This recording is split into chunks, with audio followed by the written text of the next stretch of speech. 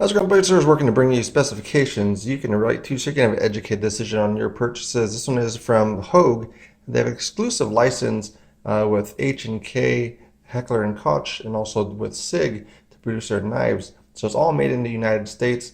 So that's the one thing great about these. We also do have another one that is made in the US, is the Buck 110. So this is one that came out for 2019. It disappeared in the 90s due to different regulations, but this is the actual one that actually has real ebony wood on the handles. So went from the 90s, disappeared all the way up until 2019 for this knife here. So that's where they actually partnered up with Taylor Guitars to actually source the materials properly and sustainably. So if you want to pick up those, they are available on a few different models, but that is the real wood. So really awesome for that. This is the first 110 that I picked up. It's all right. I'll probably have to get used to it a little bit, but definitely a good user for it. So for this one here, this is the H&K. So other brands have had the H&K lineup before. This is one that actually was made by Benchmade for this one here. So there's a H&K as well. This one has a button lock for it. They did have H&Ks with liner locks, with axis locks. So that's going to be where this one now has a different lock. So this one is the one that is the able lock. So that is Hogue's a name for the lock. So the name is still one that is copyrighted. The lock mechanism itself is one that can be used across the board. So you're going to see probably a lot of different knives that will come to market. So from this model here to this model, it's made a big jump from the original Benchmade one to the Hogue one. I'm not saying that Benchmade wouldn't be able to do a good one, but this one provided here is definitely a leaps and bounds above what was offered prior. So this one is going to be one that is a G10, so G10 handle scales, and then it has 154 cm. So 154 cm corrosion resistance is going to be about 36 percentile overall, and then hardness is about 56 percentile, and then edge retention. Edge retention is hard because it's going to be compared to all the super steels that are out there right now, but it's going to be about that 54 percentile. So I saw something pretty interesting, which was a talk about basically what would be kind of the first knife for somebody. It was from Cedric and Ada. So it was actually one that I was talking about, well, for a first knife, should you get the really inexpensive knives with steel that won't really hold up well, or should you bring in somebody to the market and actually give them a knife that actually has a little bit higher steel so that they can enjoy it more. I guess a lot of times if it gets dull, they'll probably just put it in a drawer and not use it. That was an interesting take on it from his channel. So check that out as well. So comparison-wise to this one, there's the H&K. We had the original, one of the first ones that I come across for the H&K, the one made by Benchmade. We have another axis lock. So this is I think the first production one for the axis lock that was after the patent ran out. So this is going to be the Perpetua. Then we have the bug out. And then probably more of a direct comparison is going to be the full-size Griptilian. And then we have, this one is the Rat 2. So that's going to be the comparisons on those. This is going to be where it's going to kind of be between these two, because they are pretty similar in size. This one's FRM, this one's G10, this one's a D2 version, and 154 cm on that one. So this one's going to be having, as long as the heat treat is done correctly, it's going to have probably a little bit more edge retention to it. This one's a Cabela's exclusive for the D2 for this model. So something about the sound of it is a little bit different. So the H&K one from Hogue, it seems a little bit more refined in sound. So that might be due to the handle scale material, but the Benchmade full-size Griptilian does have a really mean sound to it as well. So some of the things that I think, so for what the H&K line is built for, is going to be for a lot of working professionals, so rescue, law enforcement, and all those. So for what it is, it's done well for that. But I think there should be, or could be some, maybe some refinements for maybe a pure EDC purpose. So there's some things that I didn't like about it that I didn't see on the full-size Griptilian. So one thing about it, just this gap here.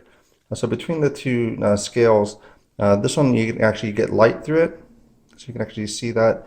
So it actually doesn't match up perfectly, or it doesn't have a groove where when you put it together, then it actually doesn't have a gapped seam. And then this one does have where you can't get light through it as far as FRN. So I haven't taken it apart for this model, but it just has that better fit for that. So you actually don't have that gapping when this one you do have that. And also for the pocket clip side, it just seems like it's a little bit too large for the pocket clip. So in comparison to just styling wise, as far as H&K, so they just made it a little bit bigger than I would have liked with it. And in comparison even to like the deep carry clip for it from Benchmade, I think that that should be a little bit smaller, so the scale wise, at least for my purposes. So if you're going to be actual one of those folks that it's really built for, then this is going to be fine because you just want it to be something that works. You're not really too looking at really big aesthetics as far as like the ratio to handle to blade, a pocket clip, and all that. But that's just my preferences. It doesn't take anything away from the actual functionality of the knife itself, but that's kind of something that I actually came across that I didn't really care too much for as far as the knife. So those are some of the things with that for the H&K model.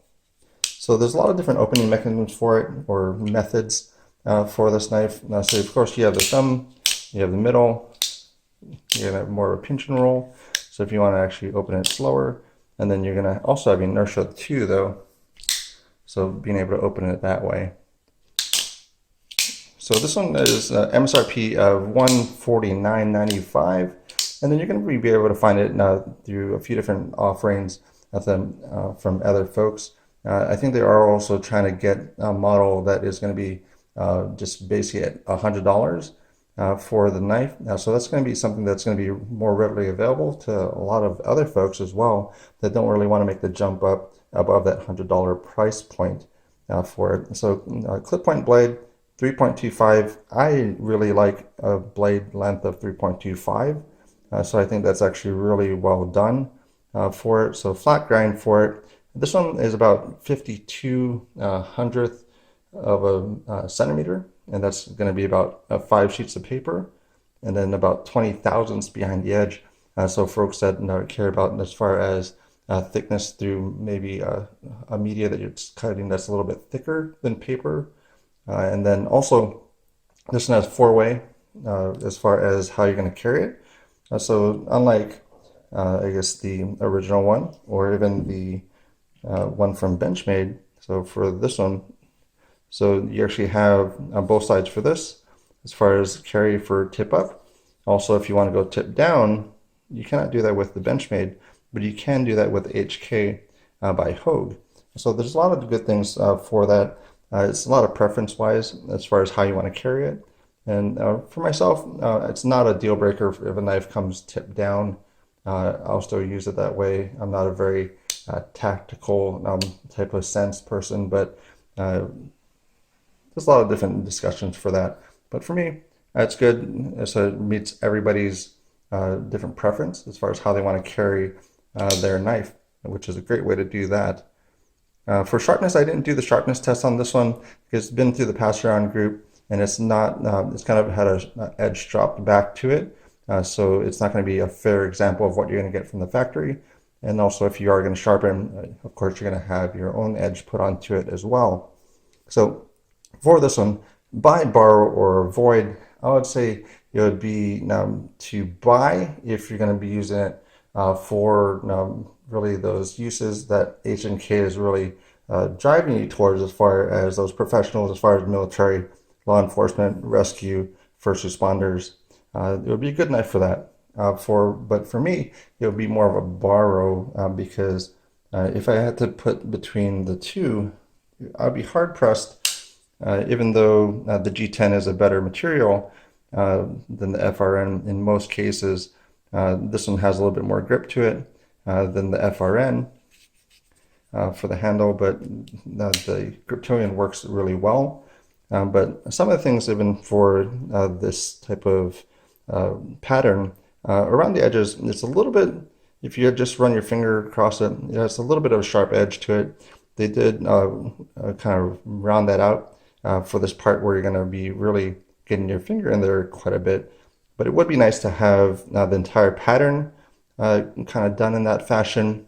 I know this is probably dual purposes as far as grip as well as styling, but if it were just one piece and then maybe the edges rounded out, that would probably be maybe about the same type of milling, so it wouldn't be too much as far as an expense for that.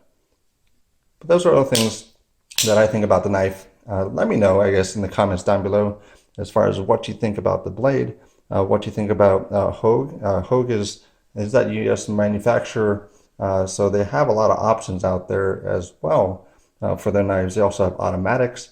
If you're looking to get automatics, some smaller knives, some larger knives. So a lot of theirs are like 3.5 to 4 inch for it. But again, for 3.25, I prefer that sizing. So this one kind of works out really well for me. And hopefully there's going to be some type of aftermarket for it as well, because it would be nice to get some different scales that have been put onto this using that mechanism as far as a cable lock. So that would be a good way to do it. So let me know again in the comments, and thank you again for your time.